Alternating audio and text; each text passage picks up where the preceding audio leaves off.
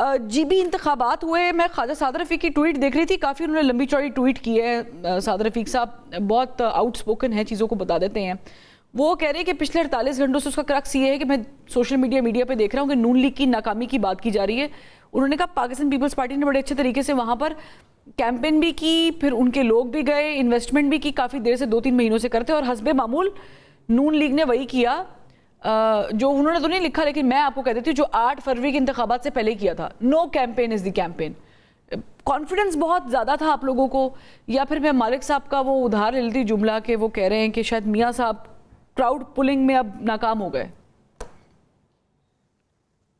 बिस्मिल्लाहिर्रहमानिर्रहीम। आपने तो इतने सवाल कर दिए, इसके जवाब के लिए भी मुझे आप 10 मिनट दे दें तो आपकी मेहरबानी होगी।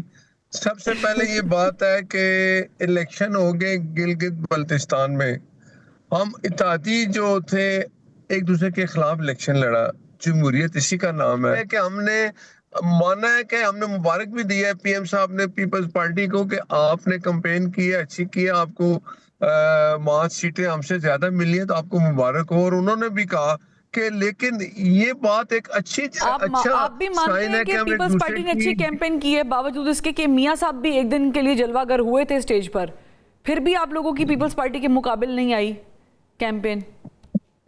देखें, दो बातें हैं। अगर हमारी सीटें ज्यादा होती तो कहते जी वफाक में जिसकी हुकूमत है वही हुकूमत बनाता है, ये तो होता ही ऐसे है। अब एक मैं समझता हूँ कि अगर लोगों ने पीपल्स पार्टी को वोट दिया है, हमें भी वोट दिया है, उनकी सीटें दो ज्यादा होगी तो हम दोनों एक दूसरे को एक्सेप्ट कर रहे हैं और इकट्ठे भी बैठ गए हैं। ठीक इससे है। पहले हम एक दूसरे के खिलाफ इलेक्शन लड़ रहे थे, जाहिर है। लेकिन ये तरीका अगर चलता रहा, मैं समझता हूँ कि जमहूरियत इसी से मजबूत होती है और इसी में कामयाबी है। लेकिन एक टोला जो आज भी ये कह रहा है वो तो ना मानने वाली बात है। वो तो कुछ भी हो जाए, उसने कहा जी मैंने इलेक्शन नहीं मानना, मैंने ये नहीं करना। हम वहां गए, हम एनओसी लेके गए, इन्होंने कहा जी हम एनओसी नहीं लेंगे, आप नहीं लेंगे तो आप नहीं वहां जाएंगे। जिन्होंने एनओसी लिए वो चले गए, वहां जाकर उन्होंने कंपेन की।